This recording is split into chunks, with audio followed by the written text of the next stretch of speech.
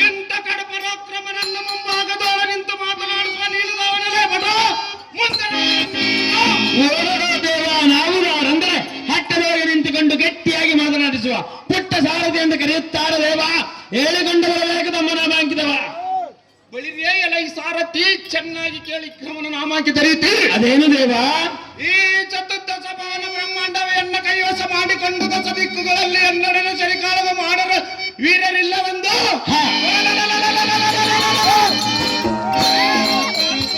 ಧರಿಸಿದ ಬಲಿದ ಪರಾಕ್ರಮವನ್ನು ದಾರಂದು ಕೇಳಬಲ್ಲೆಯ ಸಾರಥಿ? ಹೌದು ಬೇಡ.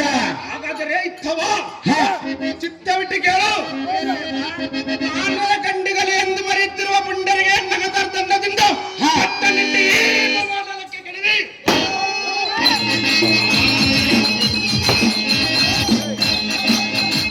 ಅವರ ಹೃದಯ ಮಗದು ಇಡೀ ಭೂತಗಣಕ್ಕೆ ದಂಡಿ ಆವಡವಡಿಸಿವೆ. ಸನ್ನತವನ್ನು ತೋರಿದ ಕಡಗಲಿ ವೀರಾತಿ ಬಲಂಕಿತ ಸೂರ ಕಂಚೀಪುರವನ್ನು ಪಟ್ಟಣಕ್ಕೆ ದಿಟ್ಟನಾಗಿ ಪಟ್ಟ ಅಧ್ಯಕ್ಷನಾಗಿ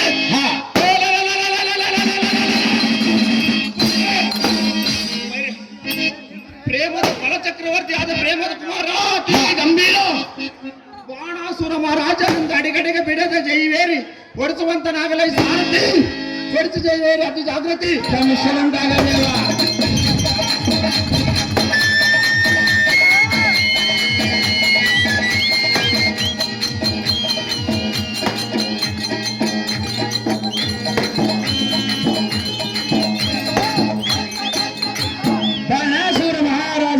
ತಾವಾದರೆ ಈ ಸುಂದರವಾದ ಸಭಾಮಂದಿರಕ್ಕೆ ಬಂದ ಕಾರ್ಯಾರ್ಥವೇನು ದೇವ?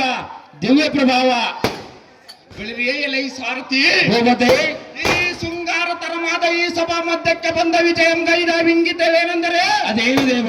ಶ್ರೀಲೋಕಂಗಳ ಎನ್ನ ಸರಿಚಾಟಿ ಅಗ್ಗ ವೀರವಂತೆ ಈರರೆಂದು ಕೈಲಾಸವಾಸನಾದ ಪರಶಿವನ ಹೇಳಿದ ಕಾರಣ ತತ್ಪಂಡನ ಮುಡುಕಿಕೊಂಡು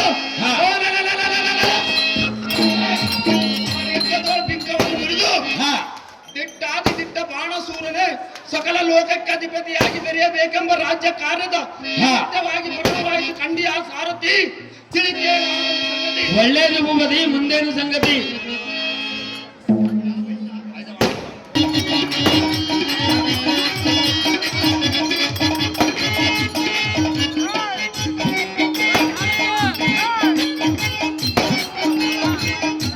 ಬೆಳಗಲ ವೆಂಕಟೇಶ ಅವರು ಬಾಣಾಸುರನ ಪಾತ್ರಕ್ಕೆ ಈ ಸುಂದರವಾದ ಸುವರ್ಣದ ಉಂಗುರವನ್ನು ಮತ್ತು ಒಂದು ಹೂವಿನ ಹಾರವನ್ನು ಪ್ರೇಮಪೂರ್ವಕವಾಗಿ ಆಯರ್ ಮಾಡಿರುತ್ತಾರೆ.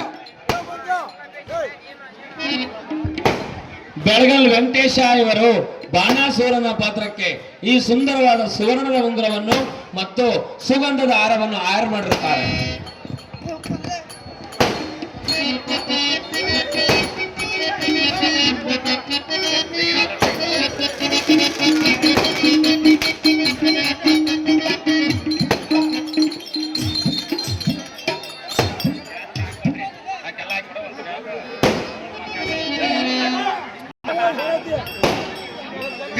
ಸಾರಥಿ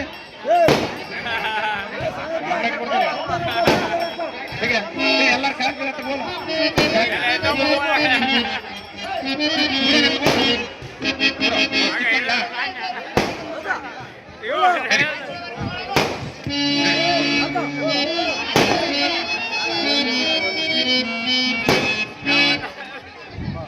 ಮೇಲಕ್ಕೇನೆ ಕಾಂತೆ ಮತ್ತೆ ಒಂದೇ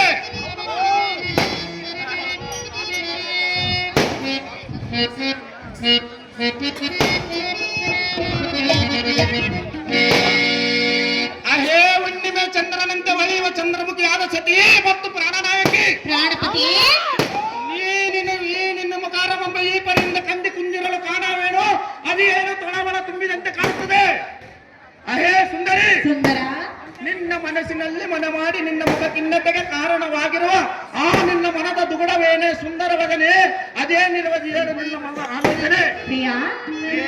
ನನ್ನ ಮನದ ಆಲೋಚನೆ ಏನಿರುವುದು ಎಂದು ಕೇಳಿದೆಯಾ? ಹೌದು ಸುಂದರಿ. ಮಹತ್ವವಾದ ಕಾರ್ಯವಿರುವುದು. ಅದು ಏನು ಸುಂದರಿ? ಅದನ್ನು ಹೇಳಿದನು, ಚೆನ್ನಾಗಿ ಕೇಳು. ಅದೇನು ಚೆನ್ನಾಗಿ ಹೇಳು ಕಾಂತಿ.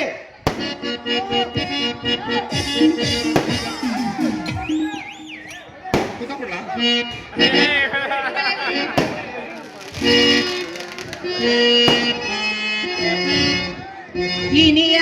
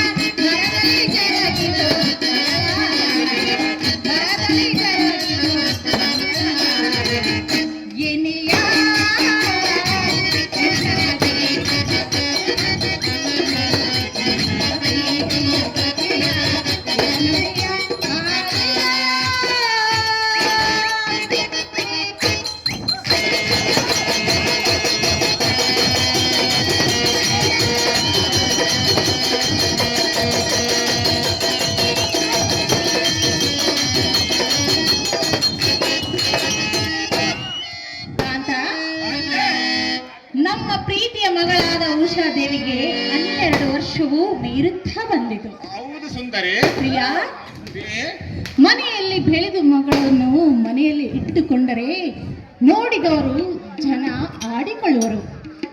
ಕಾಂತ, ಕಾಂತಿ, ಆದ್ದರಿಂದ ಮಗಳಿಗೆ ಮದುವೆಯನ್ನು ಮಾಡು ಪ್ರಿಯ, ಮುಗಿಯನ್ನು ನಿನ್ಗೆ ಕೈಯ. ಅಹೇ ಕಾಂತಿ,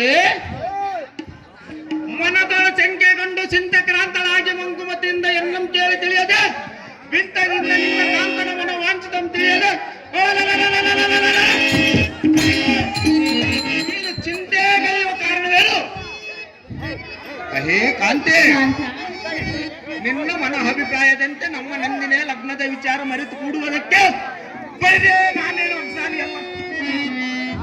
ಈ ಕ್ಷಣವ ದೂತನ ಮುಖಾಂತರ ಅನೇಕ ದೇಶಗಳನ್ನು ಸಂಚರಿಸಿ ವರಸುದೆಗೆ ತಕ್ಕ ವರವನ್ನು ಹುಡುಕಿಕೊಂಡು ಬಾಂಧ ಕಳಿಸಲು ಬಂದವರಲ್ಲಿ ಬಿಟ್ಟು ಬಿಡುವ ಮಗಳ ಮದುವೆ ಆಲೋಚನೆ.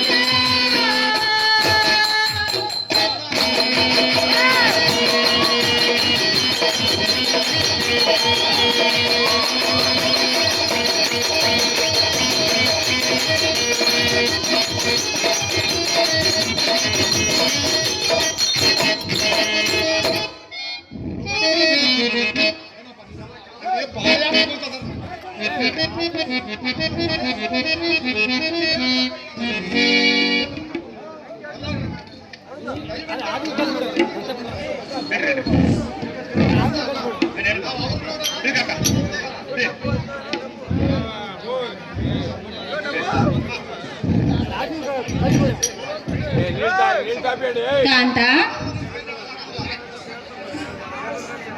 ಕಾಂತಿ, ಚಪ್ಪನ್ನಾರ ದೇಶಗಳಿಗೆ ಭಟರನ್ನು ಕಳಿಸಿ ಮಗಳಿಗೆ ತಕ್ಕಂತೆ ವರವನ್ನು ಹುಡುಕಬೇಕೆಂದು ನಿನ್ನಲ್ಲಿಗೆ ಕೇಳಿಕೊಳ್ಳುವನು ರಮಣ. ಸನ್ಮೋಹನಾಭರಣ. ಅಹೇ ರಮಣಿ, ನೀನು ಹೇಳಿದಂತೆ ಅತಿ ಆತುರದಿಂದ ಮಗಳಿಗೆ ಸರಿ ತೋರಿದ ವರವನ್ನು ತಂದು ಲಗ್ನವನ್ನು ಮಾಡಿಕೊಟ್ಟರೆ ಮುಂದೆ ನಮ್ಮ ಮಗಳು ಕಡಕಷ್ಟದಲ್ಲಿ ಕಾಲ ಕಳೆಯಬೇಕು. ಹೌದೇ? ಆದ ಕಾರಣ ನಿಧಾನವಾಗಿ ಆಲೋಚನೆ ಮಾಡಿ ಮಗಳ ಲಗ್ನವನ್ನು ಮಾಡಬೇಕು. ಕಮಲನಯನೇ, ಮಗಳ ಲಗ್ನಕ್ಕೆ ಮಾಡಬೇಕು ಆಲೋಚನೆ. ಕಾಂತ, ಕಾಂತೆ, ಮಗಳ ಲಗ್ನಕ್ಕೆ ಮಾಡಬೇಕು ಆಲೋಚನೆ ಎಂದು ಹೇಳಿದೆಯಾ? ಹೌದು ಸುಂದರಿ. ಪ್ರಿಯಾ, ಪ್ರಿಯೇ, ಮಗಳಿಗೆ ಕಲ್ಯಾಣ ಕೂಡಿ ಬಂದಾಗ ತಂದೆ ತಾಯಿಯಾದರೂ ಏನು ಮಾಡಲಾರರು. ಅವಳ ಲಗ್ನವು ಹಾಗೆ ಹೋಗುವುದು. ಆ ಸಮಯ ಆ ಸಮಯ ಬೇಕು, ಕಾಯಬೇಕು ಸುಂದರಿ. ಕಾಂತ, ಕಾಂತೆ, ಅದರ ಮುನ್ನ ಹೇಳುವಿನು, ಚೆನ್ನಾಗಿ ಕೇಳು. ಅದೇನು ಚೆನ್ನಾಗಿ ಹೇಳು.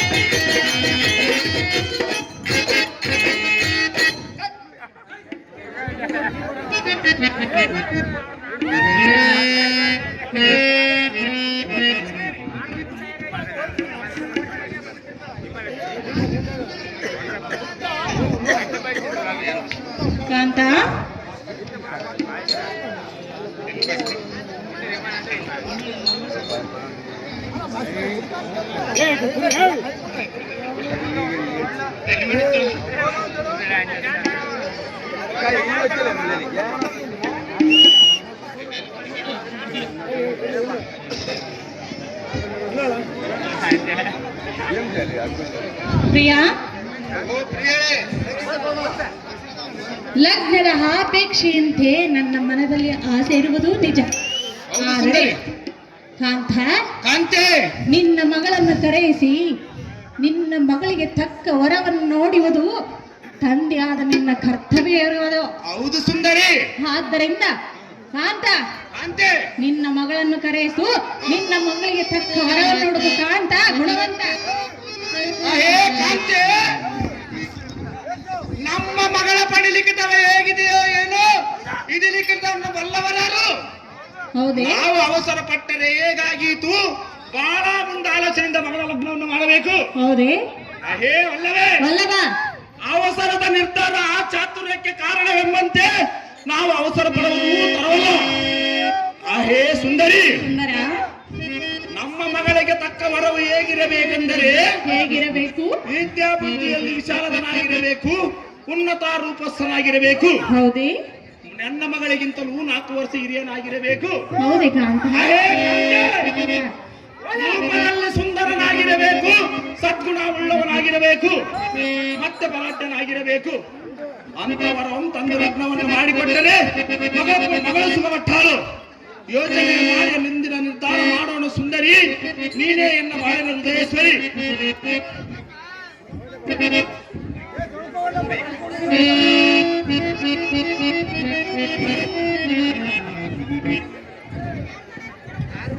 ಕಾಂತ, ಹೇ ಕಾಂತೆ, ಹಾಗಾದರೆ ಇದಲ್ಲದೆ ಮತ್ತೆ ಹೇಳಿವನು ಚೆನ್ನಾಗಿ ಕೇಳು. ಚೆನ್ನಾಗಿ ಹೇಳು ಕಾಂತೆ.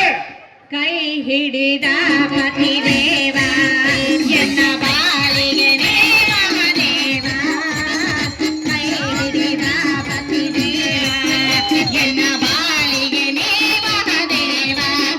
ಮಗಳೆನ್ನುವ ಮಹಾಪ್ರೇಮವ, ಮಗಳೆನ್ನುವ ಮಹಾಪ್ರೇಮವ. ಬಯಸಿದೆ ನೀನು ಚೈತವ, ಬಯಸಿದೆ ನೀನು ಚೈತವ. ಕೈ ಹಿಡಿದ ಪತಿದೇವ ಎನ್ನ ಬಾಳಿಗೆ ನೀ ಮಹಾದೇವ.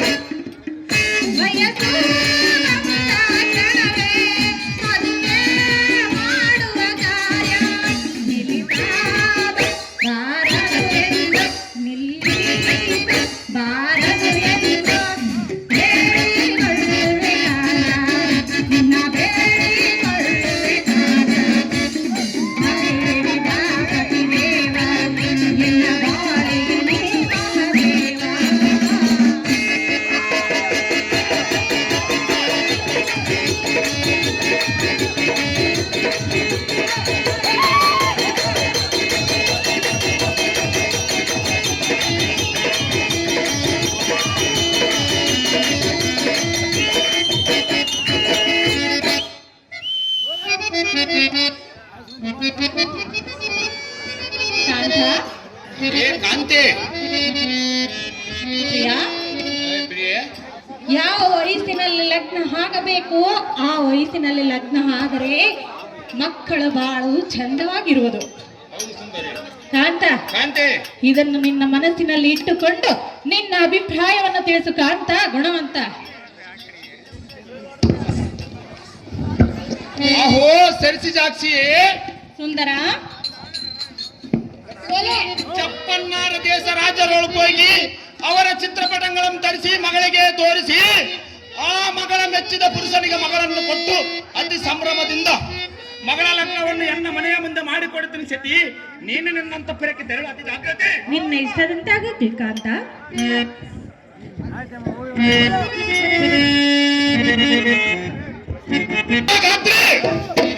ತಂದೆ ಅಯ್ಯೇ ಮಗಳೇ, ಹೇಳುವನೆ ಕೇಳು. ಅದೇನು ಚೆನ್ನಾಗಿ ಹೇಳ್ಕಂದ.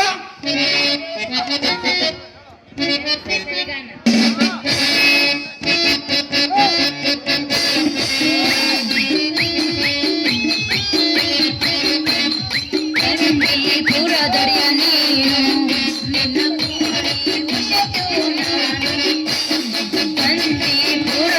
ನೀನು ನಿನ್ನ ಪುರದೊಡೆಯ ನೀನು ಶರಣೆ ಸ್ಥಿರ ಶರಣೆ ಸ್ಥಿರ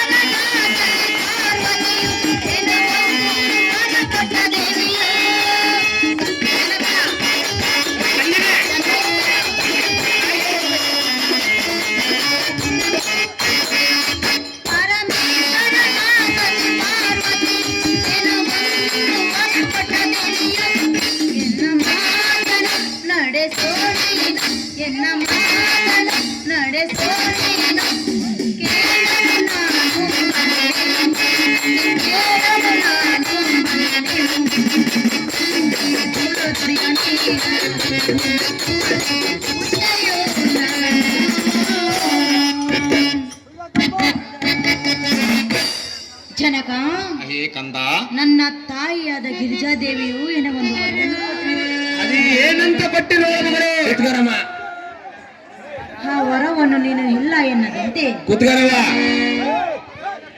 ಹೇಳಮ್ಮ. ಜನಕ, ಅಯ್ಯೇ ಕಂದ, ಆ ವರವನ್ನು ನೀನು ಇಲ್ಲ ಎನ್ನದಂತೆ ನಡೆಸಿಕೊಡಬೇಕೆಂದು ನಿನ್ನಲ್ಲಿ ಕೇಳಿಕೊಳ್ಳುತ್ತೇನೆ ತಂದೆ. ನಿನ್ನ ಪಾದಗಳಿಗೆ ಶರಣೆಂದೆ. ಆಹೋ ಎನ್ನ ಮುದ್ದು ಗಿಳಿಯಾದ ಉಷಾದೇವಿ, ಇದ್ದ ಬಾರೆ ಅಮ್ಮಯ್ಯ ಇಕೋ ಎನ್ನ ಕೊಡೆಯ ಮೇಲೆ ಕುಳಿತು.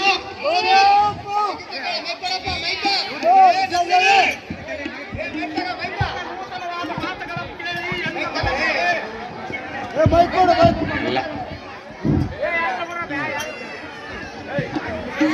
ನಿನ್ನ ನೂತನವಾದ ಮಾತಕ್ಕೆ ಎನ್ನ ಮನಕ್ಕೆ ಹರ್ಷ ಉಂಟಾಗಿತು. ಏ ಕಂದ, ನಿನ್ನ ಜನಕನಾದ ಎನ್ನ ಮೇಲೆ ಅದೆಷ್ಟು ಸಂಶಯ ಇದೆ ನಿನಗೆ? ನೀನು ಕೇಳಬೇಕಾಗಿರುವುದು ಏನು ಕೇಳ ಮಗಳೇ?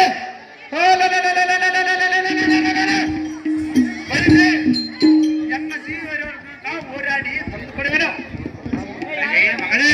ಅಪ್ಪಯ್ಯ, ನೀನು ಕೇಳುವ ವಸ್ತು ಈ ಭೂಲೋಕದಲ್ಲಿಯೂ ಅಥವಾ ಆ ಕೈಲಾಸದಲ್ಲಿಯೂ ಪಾತಾಳ ಲೋಕದಲ್ಲಿ ಅಡಗಿದ್ದರೆ ಬಿಡುವ ತಂದು ಕೊಡುವೆನು ಮಗಳೇ.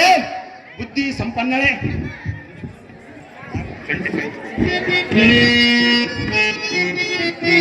ಅಪ್ಪಯ್ಯ, ಅಮ್ಮಯ್ಯ, ನಾನು ಕೇಳುವುದನ್ನು ತಂದು ಕೊಡುವೆಯೋ ತಂದೆ?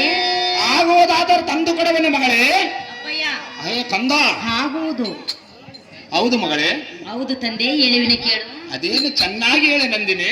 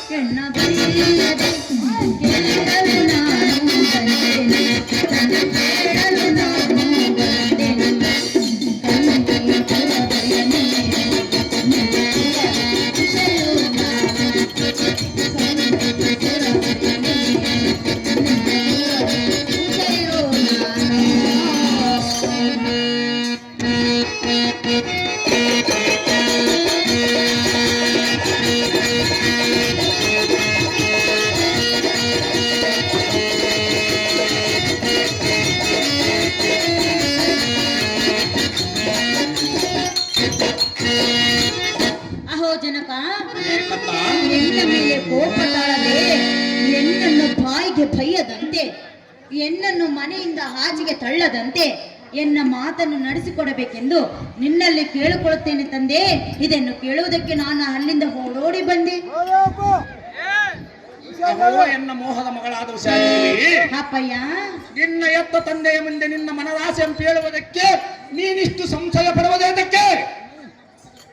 ಅಹೋ ಎನ್ನ ಮೋಹದ ಖುಷಿ ಜನಕ, ಎನ್ನ ಮೇಲೆ ನಿನಗೆ ಸಂಶಯ ಎಂಬ ಭೂತ ಹಿಡಿದಿರುವುದು ನಿನ್ನ ಚಿಕ್ಕಂದಿನಿಂದ ಹತ್ತಿರದಿಂದ ಸಾಗಿ ಸೆಲುವಿದನು ಎನ್ನ ಮೇಕೆ ಈ ಪರಿ ಅಲ್ಲಗಳಿವೆ.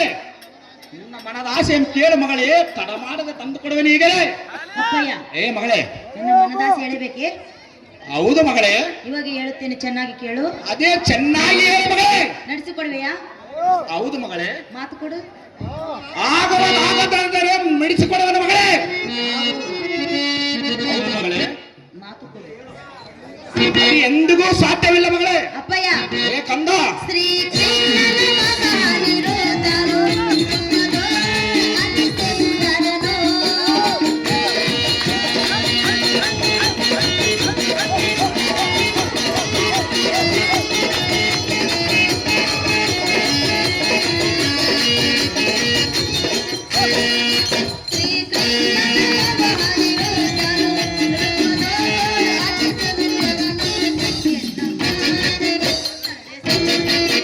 ಎನ್ನ ಮಾತು ನಡೆಸೋ ನೀನು, ಕೇಳಲು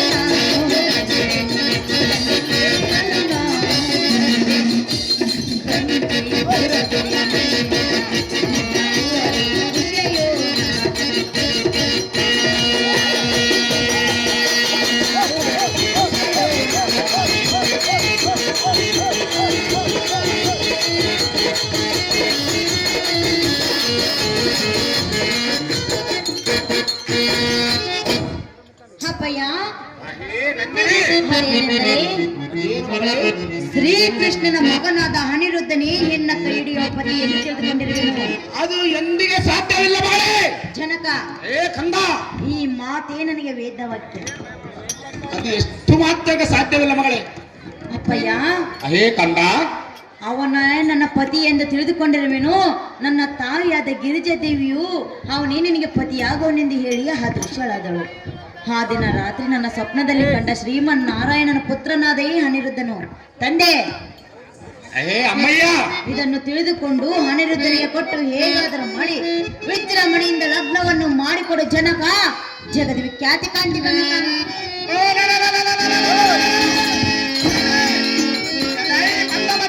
ನಿನಗೇನು ಚಿಡಿದೆ? ಏ ಮಗಳೇ, ಅಪ್ಪಯ್ಯ, ಎನ್ನಂತ ವೀರಾದಿ ವೀರನ ಮುಂದೆ ಆಪಟ ಸಿಂಗಲಿಗನಾದ ವಲ್ಲಕೃಷ್ಣನ ಹೆಸರನ್ನು ಎತ್ತಿದರೆ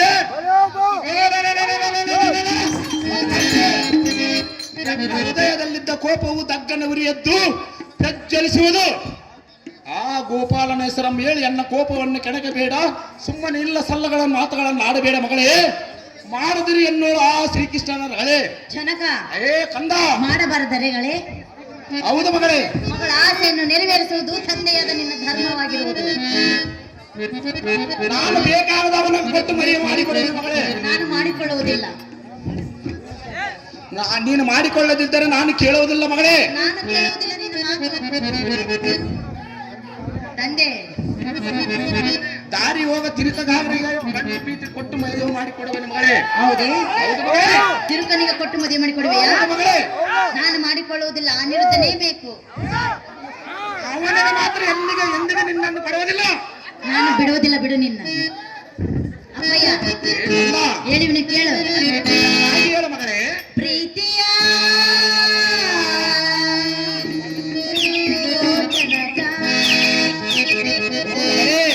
ತಂದೆ, ಅರೇ ಕಂದ, ನನ್ನ ಪ್ರೀತಿ ಅಪ್ಪಯ್ಯ. ಪ್ರೀತಿಯ ಓ ಜನಕ,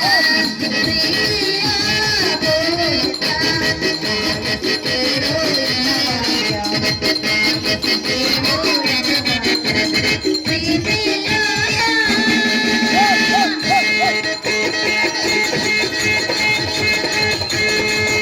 ಏ ಕಂದ, ಹಾಗೆ ಹೇಳು ಮಗಳೇ.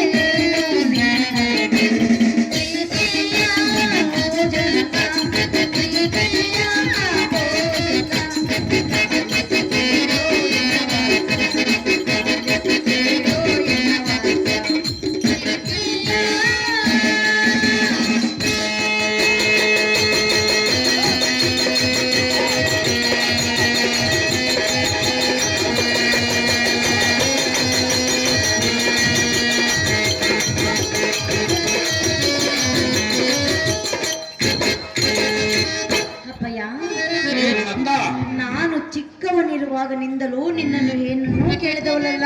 ಹೌದು, ನನ್ನವ ಯಾರು ಮಗಳೇ?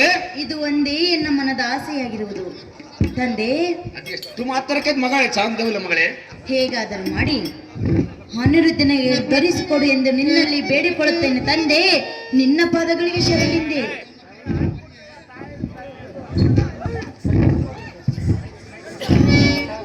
ಆಹೋ ಎನ್ನ ಪ್ರೇಮದ ಕುಮಾರಿಯೇ, ಅಪ್ಪಯ್ಯ,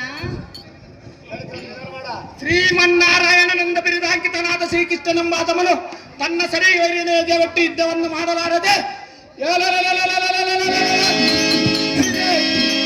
ಏಳಿಯಂತಿ ಮೋಸ ಮಾಡಿ ರಕ್ಕಸರನ್ನು ಸಂಹರಿಸಿದಳು.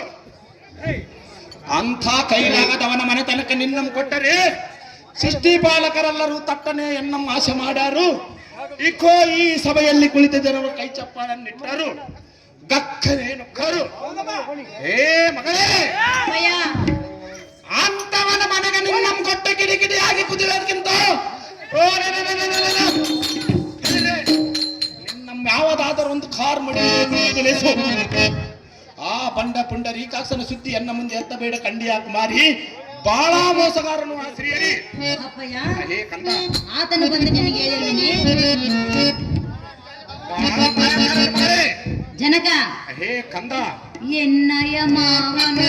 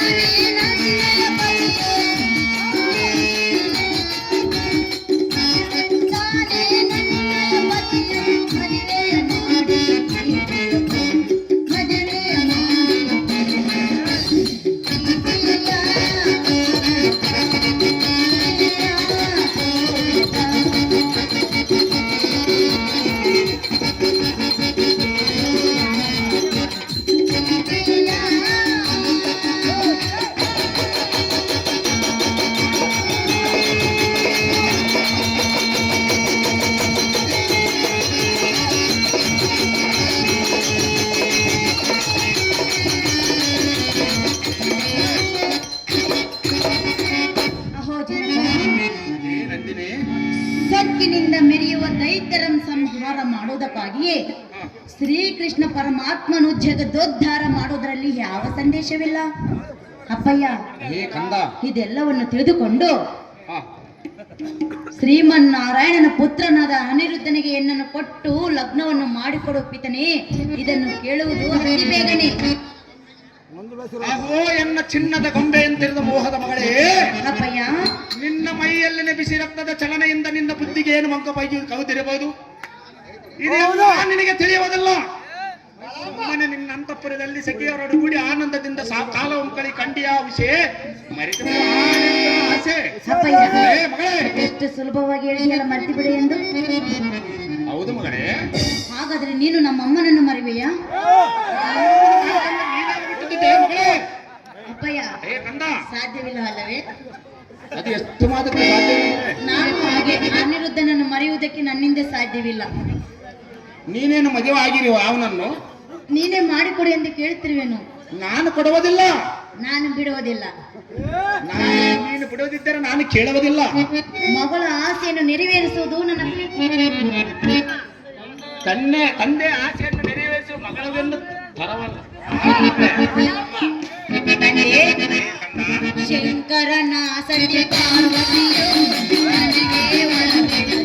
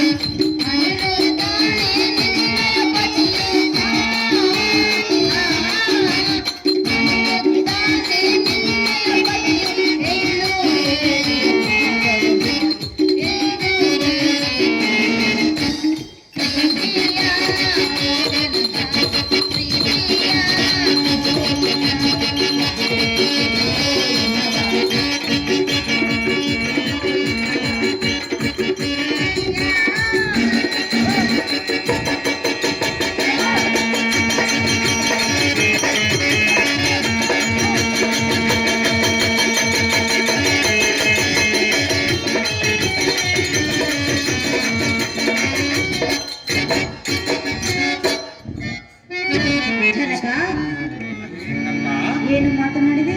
ಇತ್ತಿತ್ತು ಮಾತನಾಡಿರಲ್ಲ ಮಗಳೇ. ನನಗೆ ಮಂಕು ಆವರಿಸ್ತಿ ಎಂದು ಹೇಳಿದೆಯಾ? ಹೌದು ಮಗಳೇ. ಹೌದು ಅಪ್ಪಯ್ಯ. ಅಹೋ ಕಂದ, ನಮ್ಮ ಅರಮನೆಯಲ್ಲಿ ನಾನು ನಿದ್ದೆ ಮಾಡುವ ಸಮಯದಲ್ಲಿ ಗಿರಿಜಾದೇವಿಯು ಅದೃಶ್ಯಳಾಗಿ ಅನಿರುದ್ಧನೇ ಎನ್ನ ಪತಿ ಎಂದು ನನಗೆ ಹೇಳಿ ಅದೃಶ್ಯಳಾದ. ಸಾಧ್ಯವಾಗದಿಲ್ಲ ಮಗಳೇ. ಅಪ್ಪಯ್ಯ, ಏ ಕಂದ, ಆ ದಿನ ರಾತ್ರಿನಿಂದನೇ ನನಗೆ ಅನಿರುದ್ಧನೇ ಎನ್ನ ಪತಿ ಎಂದು ತಿಳಿದುಕೊಂಡಿರುವೆನು. ಅದು ಎಂದಿಗೂ ಸಾಧ್ಯವಿಲ್ಲ ಮಗಳೇ. ಸಾಧ್ಯವನ್ನು ಮಾಡಿಕೊಂಡು ಈ ವಿಷಯವನ್ನು ತಿಳಿದು ಅನಿರುದ್ಧನಿಗೆ ನನ್ನನ್ನು ಕೊಟ್ಟು ವಿಜೃಂಭಣೆಯಿಂದ ಲಗ್ನವನ್ನು ಮಾಡಿಕೊಡು ಜನಕ, ಜಗದ ವಿಖ್ಯಾತಿ ಕಾಂತಿ ಕನಕ.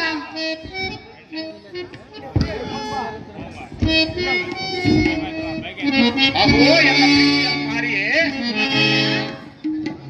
ಆ ಕಳ್ಳನಾದ ಕೃಷ್ಣನ ಮಗನಿಗೆ ಮಾತ್ರ ನಿನ್ನನ್ನು ಸರ್ವತಾ ಕೊಡಲಾರನು. ಏ ಮಗಳೇ, ಅಪ್ಪಯ್ಯ, ರಾತ್ರಿ ನಿದ್ದೆ ಮಾಡುವ ಸಮಯದಲ್ಲಿ ನನಗೊಂದು ಸ್ವಪ್ನ ಕಂಡಿದೆ ಎಂದು ಎನ್ನ ಮುಂದೆ ಹೇಳಿದೆಯಲ್ಲ. ಹೌದು ತಂದೆ. ಹೇ ಕಂದ, ತಂದೆ ಚೆನ್ನಾಗಿ ಕೇಳು. ಚೆನ್ನಾಗಿ ಹೇಳು. ನಿಮ್ಮಂತ ಯೌವನದ ಬಾಲಕರಿಗೆ ಸ್ವಪ್ನವು ಕಾಣುವುದು ಸಹಜ. ಆ ಸ್ವಪ್ನವು ನಿಜವೆಂದು ತಿಳಿಯಬಾರದು. ನಿನಗೆ ಒಳ್ಳೆಯ ದೇಶಾಧಿಪರ ರಾಜಕುಮಾರನ ಸಂಭ್ರಮದಿಂದ ಲಗ್ನವನ್ನು ಮಾಡಿಕೊಡುವನು. ಅಲ್ಲಿವರೆಗೂ ಎನ್ನ ಅರಮನೆಯಲ್ಲಿ ಸಂತೋಷದಿಂದ ಕಾಲವನ್ನು ಕಂಡಿಯ ಮಗಳೇ. ಇದಕ್ಕೆ ನೀವು ಒಪ್ಪದಿದ್ದರೆ ಅಪ್ಪಯ್ಯ, ಏ ಕಂದ, ಈಗಿನ ಕಾಲದಲ್ಲಿ ಮಗಳ ಸುಖ ಸಂತೋಷವನ್ನು ಬಯಸುವರು.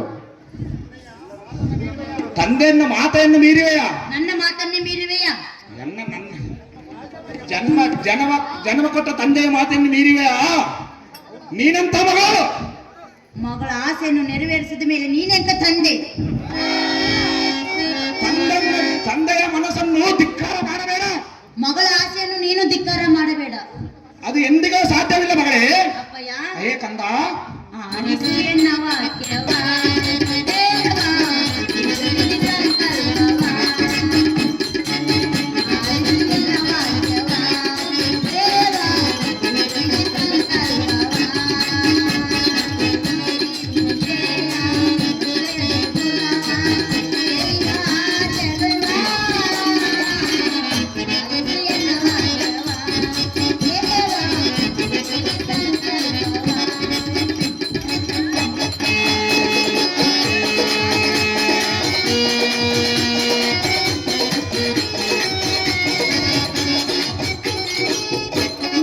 ಅದೇ ನಂದಿನಿ.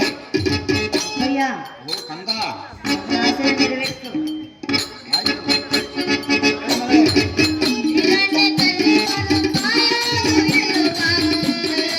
ಹೇಳು ಮಗಳೇ.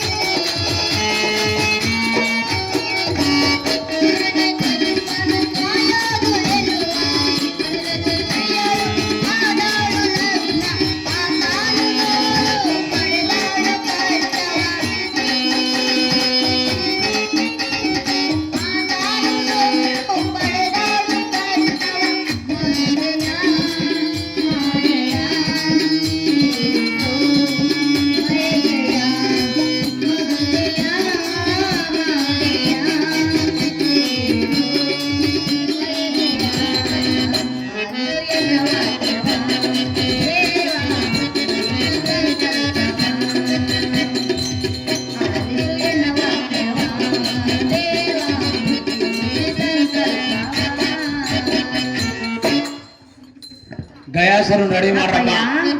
ಅಹೋ ಅಮ್ಮಯ್ಯ, ಹಿಂದಕ್ಕೆ ಖಾಯಾದಿ ಎನ್ನುವ ಪತಿರತೆ ಸ್ತ್ರೀಯಳು ಹಿರಣ್ಯ ಕಶ್ಯಪನನ್ನು ಲಗ್ನ ಮಾಡಿಕೊಂಡು ಪಡಬಾರದ ಕಷ್ಟವನ್ನು ಪಡಲಿಲ್ಲವೇ ತಂದೆ? ಅವರ ಸುದ್ದಿ ಎನ್ನ ಮುಂದೆ ಹೇಳಬೇಡ ಮಗಳೇ. ಅವರವರ ಹಣೆಯ ಬರಹ ಹಾಗೆ ಕಾಡುತ್ತದೆ. ಅದರಂತೆ ಶ್ರೀಕೃಷ್ಣನ ಮಗನಾದ ಅನಿರುದ್ಧನೇನು ರಾಕ್ಷಸರ ಕುಲದಾನ ತಂದೆ, ಇದನ್ನು ತಿಳಿದು ನೋಡು ಮುಂದೆ. ಅಹೋ ಎನ್ನ ಮೋಹದ ಮಗಳೇ, ಆ ಹಿರಣ್ಯ ಕಶ್ಯಪನ ಸುದ್ದಿ ಎನ್ನ ಮುಂದೆ ಹೇಳಿದರೆ ನಾನೇನು ಅರಿಯದವನೇ ಹೇಗೆ? ಆ ಹಿರಣ್ಯ ಕಶ್ಯಪನೆಂದರೆ ನಾನು ಶಾಪಗ್ರಸ್ತರಾದ್ದರಿಂದ ಆತನು ಸಂಹಾರ ಆಗಿ ಹೋದರು.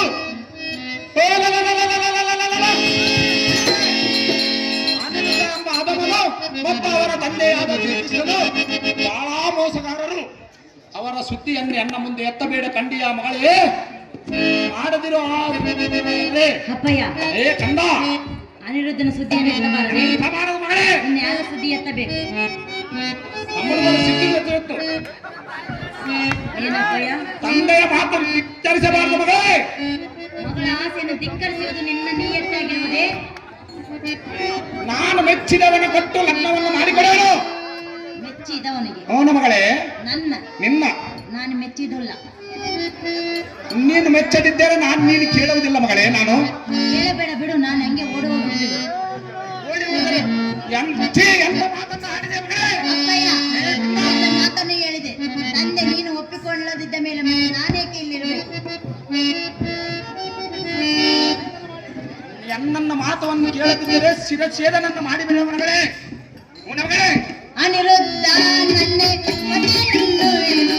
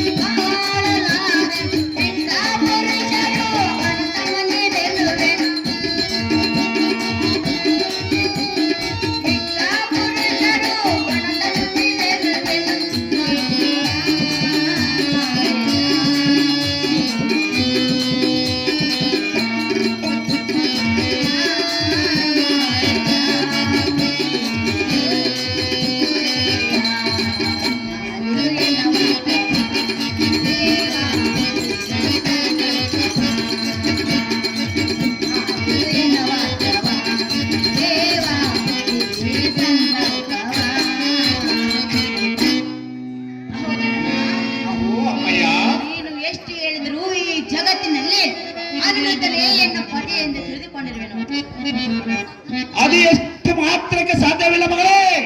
ಮಿಕ್ಕ ಪುರುಷರೆಲ್ಲರೂ ನನ್ನ ಅಣ್ಣ ತಮ್ಮಂದಿರ ಸಮಾನವೆಂದು ಭಾವಿಸಿರುವೆನು. ಇದನ್ನು ತಿಳಿದುಕೊಂಡು ಅನಿರುದ್ಧನಿಗೆ ಕೊಟ್ಟು ಹೇಗಾದರೂ ಮಾಡಿ ಲಗ್ನವನ್ನು ಮಾಡಿಕೊಡು ಜನಕ. ಜಗದ್ವಿಖ್ಯಾತಿ ಕಾಂತಿ ಕನಕ. ಅಮ್ಮ ಮಗಳೇ, ಅಪ್ಪಯ್ಯ, ನಾನೆಷ್ಟು ಇದವಾಗಿ ಹೇಳಿದರು ಆ ಅಧಮನಾದ ಕೃಷ್ಣನ ಮನೆಗೆ ಸೊಸೆಯಾಗಿ ಹೋಗುವನೆಂದು ಒಂದೇ ಹಠವನ್ನು ಹಿಡಿದಿರಿಯಲ್ಲ. ಇದು ಮಾತ್ರ ಸಾಧ್ಯವಿಲ್ಲ. ಬಳಿ ಬಳಿರೇ ಸಾರದೆ ನನ್ನ ಮಗಳಾದ ಉಷಾದೇವಿಯನ್ನು ಬೀಗ ಮುದ್ರೆಯಲ್ಲಿ ಕೂಡಿ ಹಾಕಿ ಅನ್ನ ನೀರು ಕೊಡದೆ ಬೀಗವನ್ನು ಹಾಕಿರಿ.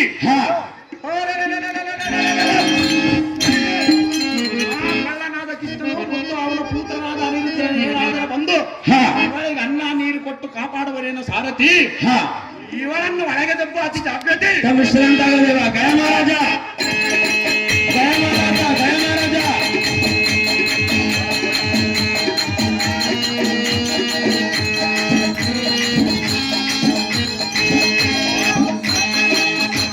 ಗಯ ಮಹಾರಾಜ.